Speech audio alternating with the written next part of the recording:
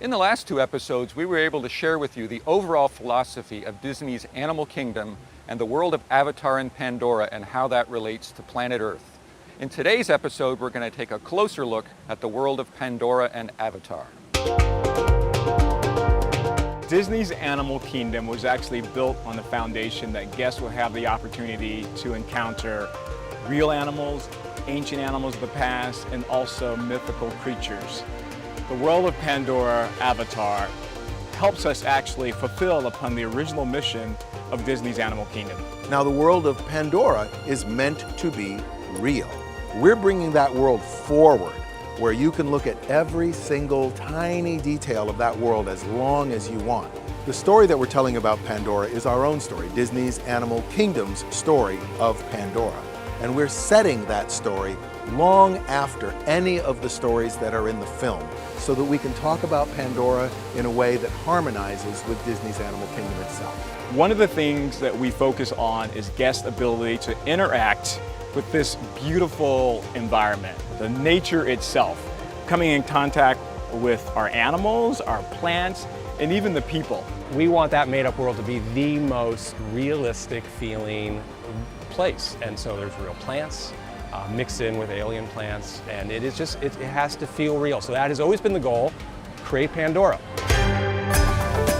So you cross the bridge, at first it feels like a rainforest, a thick, lush rainforest. You understand what a rainforest feels like.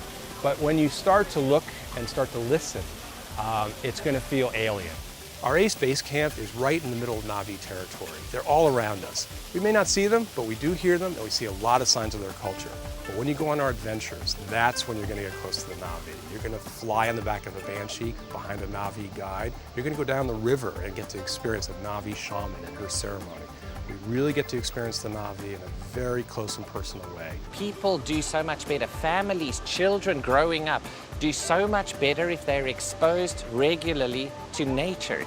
The people of Pandora really teach us a lot in that sense of how we can share our lives with nature. Disney's Animal Kingdom is full of scientists and veterinarians and conservationists that are working around the world, and we can bring that expertise to the design of Pandora. We've had this group sit down and try to understand what would Pandora really look like? How would it really feel? What sounds would you hear if you were taking a nature trail along Pandora, right? So we've taken biological examples like real rainforests out in the Amazon and savannas in Africa, and we've taken the sounds and just the feeling you get when you walk through, and we've carried that over to Pandora. And so when you see the experiments that are highlighted in Pandora, they really are based on true scientific experiments that happen around the world to connect us with nature. So I'm going to have my own adventures when I come to Pandora and wander around and explore, and it's going to have floating mountains.